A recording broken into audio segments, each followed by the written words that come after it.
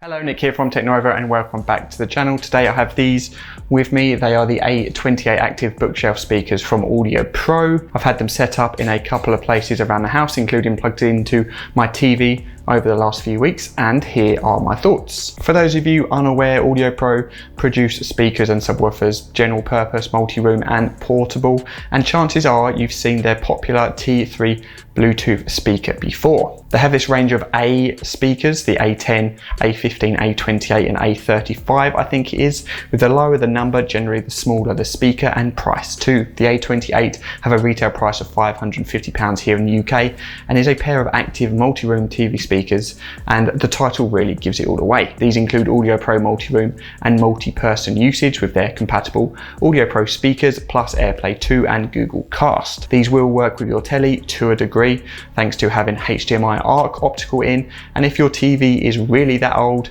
the red and white line in as well. Visually, I think these are one of the best looking speakers I've tried or seen online in quite some time. They come in a black or white finish with a magnetic grille to the front, which I absolutely love. They're strong magnets and the grille just snaps into place. However, behind the grille is a 4.5 inch woofer and a 1 inch tweeter, and I use them without the grille as they just look so sleek, so tidy, and I wanted to see them working as well. Size wise, they come in at 238mm tall, 150 wide and 200 deep, and weigh 3.3 kilograms each. These are powered or active with a built-in Class D amp, providing 150 watts total output. Connectivity, as touched on earlier, includes HDMI ARC, Wi-Fi 2.4 and 5 GHz, Bluetooth 4.2, line-in and optical in. There is also a sub-out option to add a separate powered subwoofer if you wanted to later on. Connections between the two are via a simple old-school 2-core copper speaker cable, and one is provided in the box, which is about 5 meters long. Setup is generally pretty straightforward. It's just plug and play, and either choose to use these wirelessly or via a cable wired back to your TV or media device. You will want to connect these to your home network over Wi-Fi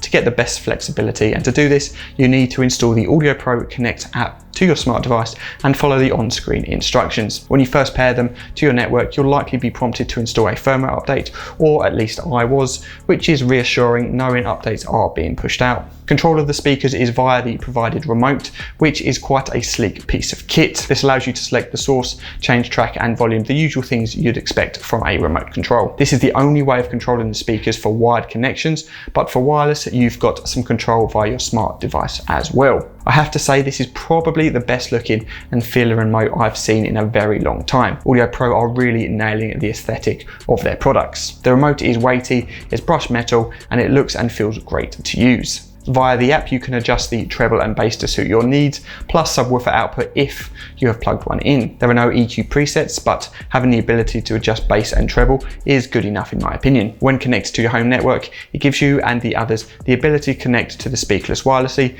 via Spotify Connect and Tidal Connect, plus a few others. Also, if you have other compatible speakers around the house connected to your network, you can group them together for a whole house audio experience. Audio performance is very good for this price point, and I've really enjoyed using them. Out of the box without adjusting anything via the app, the sound profile is well balanced and a joy to listen to. Listening to some rock music, the bass is punchy, the guitars cut through and the vocals are clear. I listened to some rock, country, R&B, and generally they all sounded pretty good. Volume wise, loud enough to fill my living room for general background music or watching a TV show. With multi-room you shouldn't need to increase the volume too much if you have speakers dotted around. If you like your music really loud, these may not cut it, and for a movie night like a home cinema experience maybe, but there lies a problem in itself. Plugging the speakers into my telly, it worked, but not all the time, and unfortunately the speakers don't include codecs like Dolby or DTS, so if the video file I played used them, it wouldn't work, I'd have no sound. So typically some streaming services were okay,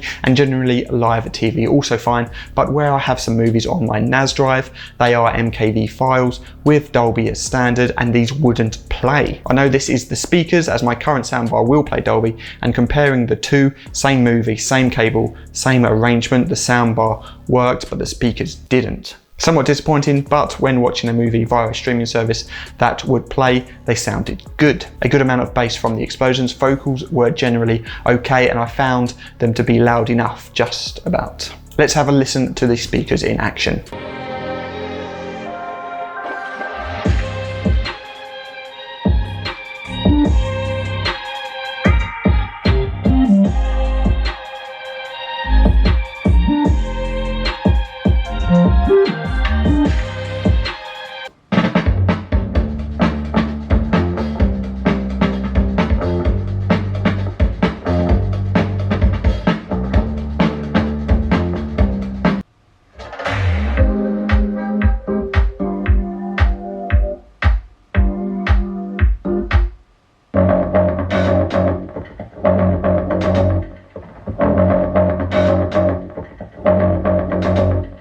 is there any point in upgrading my graphics card?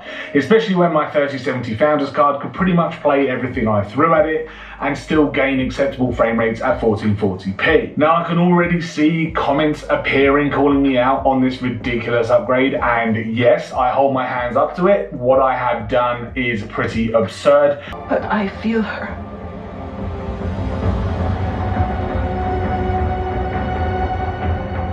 I hear her heartbeat. She's so close.